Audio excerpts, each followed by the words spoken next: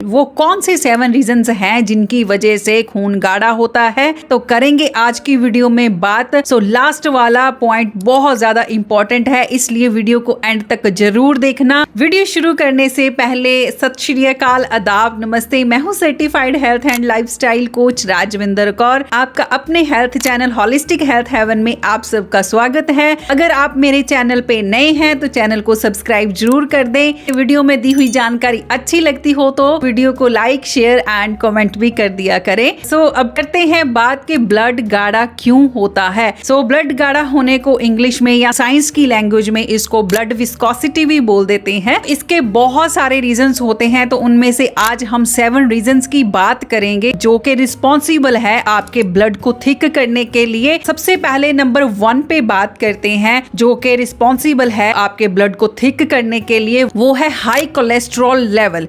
अगर आपका cholesterol level बढ़ा रहता है, मींस बैड कोलेस्ट्रॉल, जिसको हम एलडीएल कोलेस्ट्रॉल बोलते हैं, तो इसकी वजह से आपका खून गाढ़ा हो जाता है। जो कोलेस्ट्रॉल होता है एक वैक्सी टाइप सब्सटेंस होता है, एक चिकनाहट होती है। जब ये चिकनाहट हद से ज्यादा बढ़ जाती है आपके ब्लड में, मींस बैड कोलेस्ट्रॉल ज्यादा हो जाता है, प्लाक फॉर्मेशन होने लग जाती है हाई कोलेस्ट्रॉल होने की वजह से। तो ये जो प्लाक होती है, चिकनाहट होती है, आपकी जो आर्टरीज होती हैं, मींस ब्लड ट्यूब्स होती हैं जहां से आपका ब्लड सर्कुलेशन होता है, उनमें जमने लगती है। उसकी वजह से वहां पे ब्लड सर्कुलेशन नहीं हो पाता है, क्योंकि प्रॉपर ब्लड सर्कुलेशन होने के लिए जितनी भी आर्टरीज में, वेन्स में आपको स्पेस चाहिए होती है, जगह चाहिए होती है, वो कम हो जाती है बिकॉज ऑफ उसमें प्लाक फॉर्मेशन हो जाती है। जिसकी वजह से जितना ब्लड आगे पहुंचना चाहिए, आगे जाना चाहिए, उतना ब्लड नहीं जा पाता है बिकॉज ऑफ स्पेस बहुत कम होती है। तो जिसकी वजह से वहां पे ब्लड धीरे धीरे जमा होने की वजह से वहां पे गाढ़ा होने लग जाता है।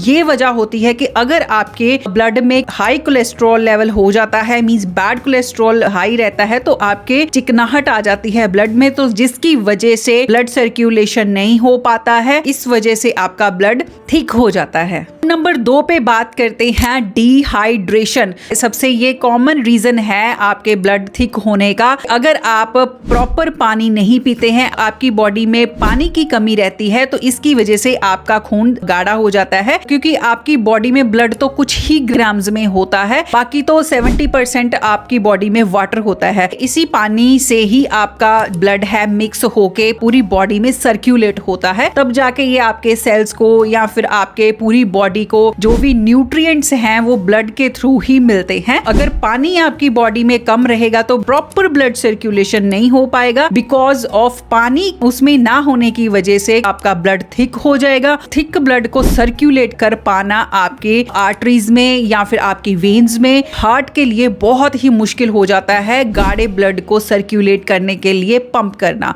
इस वजह से अगर आप डिहाइड्रेट रहते हैं, आपकी बॉडी में पानी की कमी रहती है, तो इस वजह से आपका खून गाढ़ा हो जाता है। नंबर 3 पे बात करें ओबेसिटी। अगर आपको मोटापा रहता है या फिर आपके एब्डोमिनल फैट बहुत ज्यादा है, आपकी बॉडी में एक्सेस बॉडी फैट है, हम विसरल फैट बोल देते हैं, जो कि आपके स्टमक का जो एरिया होता है उसके आसपास का जो फैट होता है, या फिर आपके थाइस के आसपास का जो एरिया होता है, वहां पे अगर आपको बहुत ज्यादा मोटापा देखने को मिलता है, तो ये फैट आपके ब्लड को थिक बनाता है। जब भी आपको मोटापा होता है, ओबेसिटी होती है, तब आपकी बॉडी में बहुत ज्यादा इन्फ्लामेशन रहती है, मींस सूजन रहती है, आपकी बॉडी में वाटर रिटेंशन रहती है, जरूरत से ज्यादा आपकी बॉडी वाटर को पकड़ के रख लेती है। तो कई बार आपने देखा होगा कि जब आपको वाटर रिटेंशन होती है तो आपकी आईज पफी हो जाती हैं, आपका फेस पफी हो जाता है, मींस आपको स्वेलिंग दिखती है अपने फेस पे, अपनी आईज पे, या फिर जो लोअर लेग्स है उसमें स्वेलिंग देखने को मिलती है, फीट में आपके स्वेलिंग रहती है, या फिर आपके जो हैंड है वो भी आपको स्वेलिंग लगती है। तो ये वाटर रिटेंशन होती है। जो अंदरूनी सूजन होती है, या फिर आपको इन्फ्लामेशन की वजह से आपको आर्थराइटिस रहता है, मींस गठिया रहता है, या फिर आपको यूरिक एसिड की प्रॉब्लम है, जिसकी वजह से आपके जो छोटे जॉइंट्स होते हैं उनमें सूजन बनी रहती है, स्वेलिंग बनी रहती है, आपने देखा होगा। तो उस वजह से जब आपकी बॉडी में स्वेलिंग रहेगी, वाटर रिटेंशन रहेगी, इनकी वजह से ब्लड सर्कुलेशन नहीं हो पाएगा। आपकी छोटे जॉइंट्स में भी, आपके जॉइंट्स में भी, बॉडी में भी प्रॉपर ब्लड सर्कुलेशन जब नहीं हो पाता है बिकॉज ऑफ ओबेसिटी, तो आपका जो ब्लड है वो गाढ़ा हो जाता है एक जगह रुकने पर, जब आगे वो नहीं पहुंच पाएगा और एक जगह पे रुकने पर ब्लड जो है वो पड़ा पड़ा गाढ़ा होता रहता है। सो ये वजह है कि अगर आपको ओबेसिटी हो जाती है, उसकी वजह से इन्फ्लामेशन होती है, कोलेस्ट्रॉल लेवल आपका हाई रहता है, वाटर रिटेंशन की प्रॉब्लम रहती है, इसकी वजह से आपका ब्लड जो है वो थिक हो जाता है। नंबर 4 पे बात करते हैं हाई ब्लड शुगर लेवल। अगर आपको अनकंट्रोल्ड डायबिटीज है, मींस आपकी शुगर कंट्रोल नहीं हो रही है बिकॉज ऑफ आपका ब्लड शुगर लेवल हमेशा ही हाई रहता है,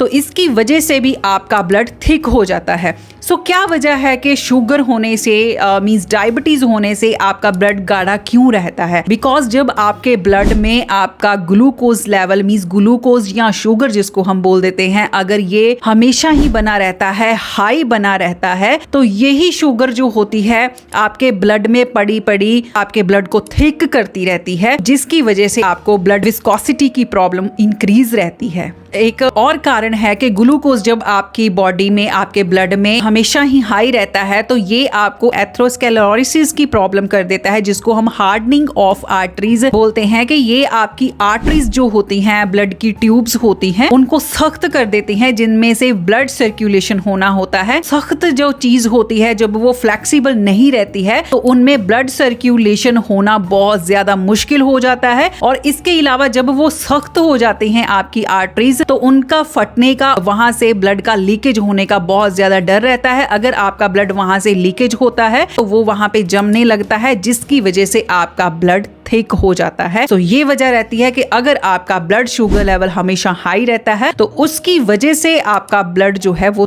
थिक हो जाता है। अब नंबर 5 पे बात करते हैं स्मोकिंग। सो अगर आप स्मोकिंग करते हो, बीड़ी सिगरेट पीते हो, इसमें से बहुत ज्यादा हार्मफुल केमिकल्स निकलते हैं। ये बहुत ज्यादा आपके ब्लड को टॉक्सिक कर देते हैं, मींस ब्लड में बहुत ज्यादा गंदगी भर देते हैं। सो इनमें से अगर हम केमिकल्स की बात करें जो कि बहुत ज्यादा खतरनाक होते हैं, निकोटीन और कार्बन मोनोऑक्साइड, ये दोनों ही आपके ब्लड को टॉक्सिक कर देते हैं, जिनकी वजह से आपके ब्लड में गंदगी आती है, आपका ब्लड थिक होने लगता है। और इसके अलावा निकोटीन एक ऐसा केमिकल है जो आपके ब्लड वेसल्स को हार्ड करता है। तो जब आपकी ब्लड वेसल्स हार्ड रहेंगी, उनमें से ब्लड सर्कुलेशन होना बहुत ज्यादा मुश्किल हो जाएगा, उनके फटने का, लीकेज होने का बहुत ज्यादा डर रहता है। इसके अलावा ये जो निकोटीन होता है वो उनको श्रिंक कर देता है, वो सुकड़ जाती हैं, आपकी जो ब्लड वेसल्स होती हैं वो सुकड़ने लगती हैं, जिनमें से बहुत कम स्पेस बचती है ब्लड सर्कुलेशन होने के लिए। सो जो ब्लड आएगा आपका वहीं से ही रुका रहेगा, क्योंकि जितना आगे ब्लड जाना चाहिए वो नहीं जाएगा, तो वहां पे ब्लड पड़ा पड़ा गाढ़ा होता रहेगा और ब्लड विस्कोसिटी इंक्रीज होती रहेगी।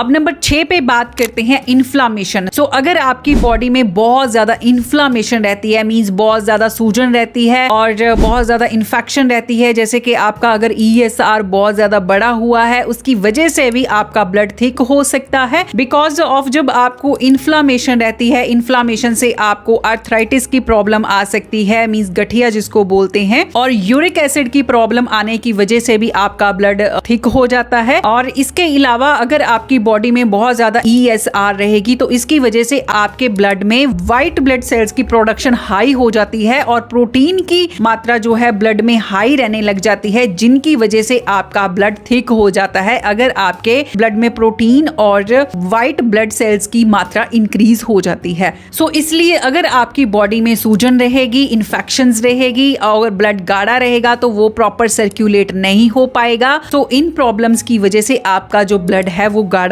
होता जाएगा। और अब बहुत ज्यादा इंपॉर्टेंट पॉइंट और नंबर 7 पॉइंट की लास्ट पे बात करते हैं सर्टेन मेडिकेशंस। सो अगर आप कुछ ऐसी दवाइयां खा रहे हो, ऐसी मेडिसिन ले रहे हो जो कि डायूरेटिक्स मेडिसिन होती हैं, जिसको हम वाटर पिल्स भी कहते हैं, सो उनकी वजह से भी आपका ब्लड गाढ़ा हो जाता है। अब डायूरेटिक्स लेने की वजह से आपका ब्लड थिक क्यों होता है? डायूरेटिक मेडिसिन जो आपको डॉक्टर्स हैं वो प्रेस्क्राइब करते हैं जब आपको हाई ब्लड प्रेशर की की प्रॉब्लम रहती है या फिर किडनी रिलेटेड आपको प्रॉब्लम्स होती हैं, यानी कि रेनल डिसीजेज अगर आपको है, तो आपकी बॉडी में जो एक्स्ट्रा फ्लूइड होता है, एक्स्ट्रा पानी होता है, उसको बाहर निकालने के लिए वो आपको मेडिसिन जो है वो प्रेस्क्राइब्ड करी जाती हैं, आपको खाने के लिए दी जाती हैं, ताकि आपकी बॉडी में जो एक्स्ट्रा पानी है बाहर निकल सके इन मेडिसिन से। क्योंकि हाई ब्लड प्रेशर में क्या होता है कि आपको वाटर रिटेंशन की ज्यादा प्रॉब्लम रहती है because of high sodium level आपकी बॉडी में होने की वजह से। और इसके अलावा आपको किडनी रिलेटेड प्रॉब्लम्स है, तो किडनी आपका जो फ्लूइड है अच्छे से बाहर नहीं निकाल पा रही है, तो वो आपको मेडिसिन इस वजह से दी जाती हैं ताकि आपका एक्स्ट्रा फ्लूइड बाहर निकल सके। लेकिन होता क्या है कि जब आप इसका लॉन्ग टर्म तक यूज करते हैं, जहां बहुत ज्यादा इसका डोज ले लेते हैं, इसके साइड इफेक्ट्स होते हैं कि आपको डिहाइड्रेशन होना शुरू हो जाती है। मींस आपकी बॉडी से बहुत ज्यादा पानी बाहर चला जाता है, जिसकी वजह से आपको डिहाइड्रेशन हो जाती है। जैसे कि मैंने पहले भी आपको बताया कि अगर आपकी बॉडी में पानी की कमी हो जाती है, फ्लूइड्स की कमी हो जाती है, तो आपका ब्लड थिक हो जाता है बिकॉज ऑफ जितनी मात्रा फ्लूइड की होनी चाहिए आपके ब्लड को सर्क्यूलेट करने के लिए उतनी नहीं हो पाती है, जिसकी वजह से ब्लड सर्क्यूलेशन नहीं हो पाएगा, तो खून वहां पे पड़ा पड़ा गाढ़ा होता रहेगा और थिक होता रहेगा, जिसकी वजह से आपको लॉट्स ऑफ बीमारियां जो खतरे हैं वो पैदा होने शुरू हो जाते हैं। सो ये डायूरेटिक्स जो होती हैं वैसे तो अच्छी भी होती हैं इन बीमारियों में, लेकिन अब आप लॉन्ग टर्म इनका यूज करना या फिर ज्यादा यूज करना ये आपके लिए बहुत सारे साइड इफेक्ट्स लेके आता है। तो आपका खून गाढ़ा होने की प्रॉब्लम आपको इन वजह से, इन मेडिकेशंस की वजह से होती हैं। इनके अलावा और कुछ पॉइंट्स की बात करें तो अगर आप बहुत ज्यादा जंक फूड खाते हो, बहुत ज्यादा प्रोसेस्ड फूड खाते हो, अगर आप पसीना नहीं निकालते हो, मींस एक्टिव नहीं रहते हो, कुछ एक्टिविटी एक्सरसाइज नहीं करते हो, आपका जो गंदगी है वो पसीने के थ्रू जो बाहर निकलनी थी वो नहीं निकल पा रही है, तो वो गंदगी अंदर आपकी ब्लड में टॉक्सिटी क्रिएट कर देती है। वही कचरा, वही गंदगी जब आपके ब्लड में आएगी तो ये आपके ब्लड को गाढ़ा कर देती है। तो ये थी आज की जानकारी जिसमें मैंने बताया कि ब्लड गाढ़ा होने के 7 रीजंस कौन कौन से हैं, जिनमें मैंने बताया कि अगर आपका हाई कोलेस्ट्रॉल लेवल रहता है, इन्फ्लामेशन रहती है, डिहाइड्रेशन आपको रहती है, हाई ब्लड शुगर लेवल है और ओबेसिटी आपको है, आप स्मोकिंग करते हो या फिर सर्टेन मेडिकेशंस अगर कुछ डायूरेटिक्स लेते हो, तो ये सारे कारण रिस्पॉन्सिबल हैं आपके ब्लड को थिक करने के लिए। सो आज की वीडियो में इतना ही। सो नेक्स्ट वीडियो में हम बात करेंगे कैसे खून को पतला किया जाए, तो कौन कौन से ऐसे आपने घरेलू नुस्खे यूज करने हैं, किन किन चीजों का ध्यान रखना है। इसके अलावा इसकी बहुत सारी और भी वीडियोस आने वाली हैं इसी टॉपिक पे, ताकि आप घर बैठे ही अपना इलाज खुद कर सके। इसीलिए चैनल को जरूर सब्सक्राइब कर देना ताकि आने वाले नई वीडियोस के नोटिफिकेशन आपको जल्द से जल्द मिल सके। इसके अलावा अब मुझे दे इजाजत, मिलते हैं नेक्स्ट वीडियो में एक नए टॉपिक के साथ। तब तक के लिए धन्यवाद।